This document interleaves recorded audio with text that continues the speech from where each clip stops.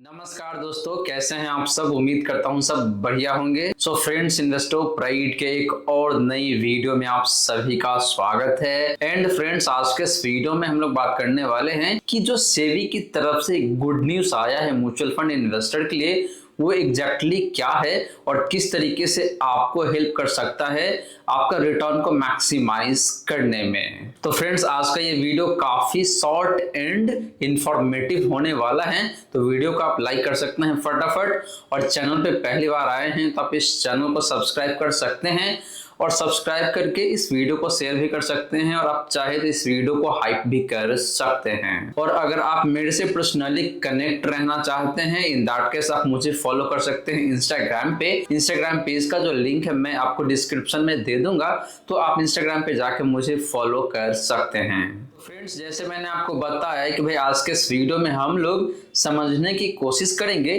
कि जो सेबी का नया प्रपोजल है वो प्रपोजल क्या है, जो कि म्यूचुअल फंड इन्वेस्टर के लिए काफी फायदेमंद हो सकता है।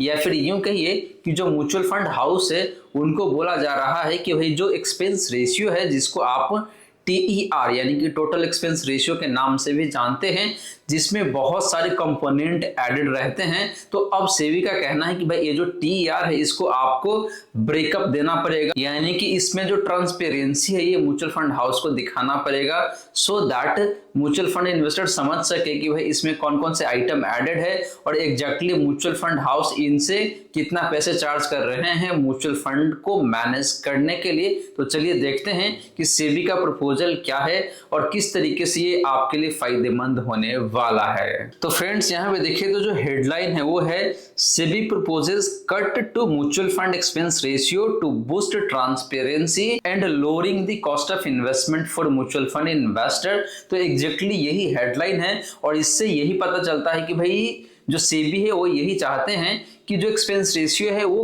कम से कम रहे, so that mutual fund investor के लिए कॉस्ट कम से कम रहे म्यूचुअल फंड में इन्वेस्ट करने के लिए। फर्दर यहाँ पे देखते हैं डिटेल में तो क्या क्या लिखा हुआ है।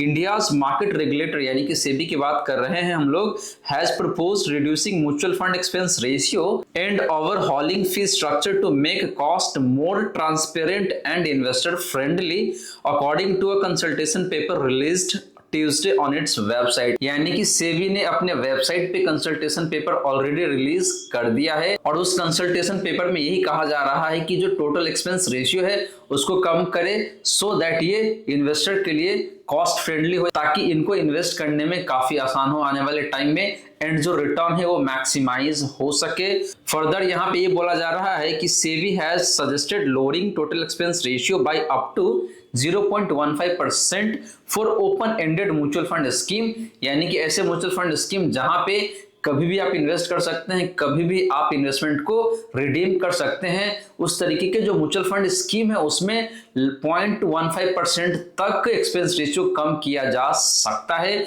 और वहीं पे बात करें close ended mutual fund scheme का, तो उसमें लगभग 0.25% तक का एक्सपेंस रेशियो कम किया जा सकता है। इसके बाद यहाँ पे ये बोला जा रहा है कि the regulator also said fees must be clearly exclude brokerage taxes and other transaction cost and their breakup must be disclosed upfront.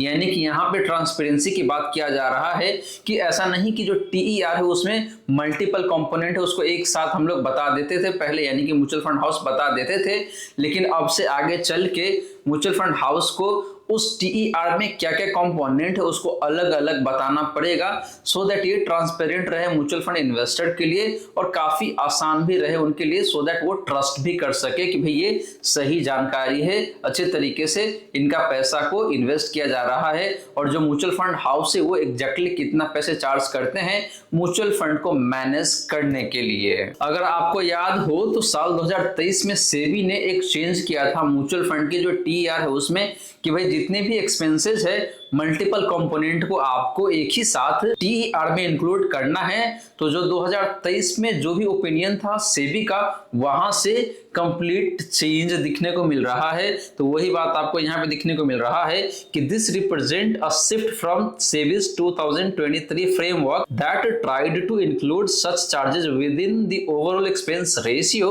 That earlier approach drew pushback from asset manager overseeing 75.61 trillion in investor asset, यानी कि 2023 में जो इस तरीके का policy आया था सेबी का, उस टाइम पे जो एसेट मैनेजर यानी कि म्यूचुअल फंड के जो मैनेजर है उसके तरफ से पुशबैक आया था। तो उसकी वजह से मुझे लगता है कि साल 2025 में ये चेंजेस अभी आ रहा है। फर्दर देखें तो यहाँ पे बोला जा रहा है कि brokerage fee caps have also been proposed to be sharply reduced. Cash market brokerage would be limited to 2 basis point from the existing 12 basis point, यानी कि ये ब्रोकरेज फी भी कम होने वाला है, तो इन्वेस्टर के लिए काफी फायदेमंद हो सकता है।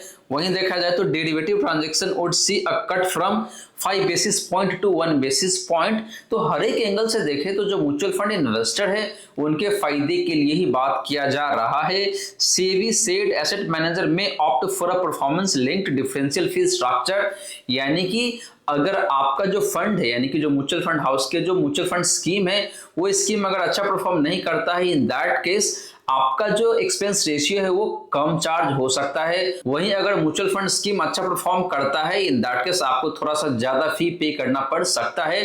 तो ये देखें तो कहीं ना कहीं अच्छी बात है, परफॉर्मेंस लिंक हो सकता है ये, तो ये काफी बेहतरीन हो सकता है। नहीं तो अभी क्या हो रहा है कि जो म्यूचुअल फंड स्कीम है उसका परफॉर्मेंस जैसा भी हो, हम लोगों का एक फ्लैट फी पे करना पड़ता है, जो कि किसी भी एंगल से अच्छी बात नहीं है।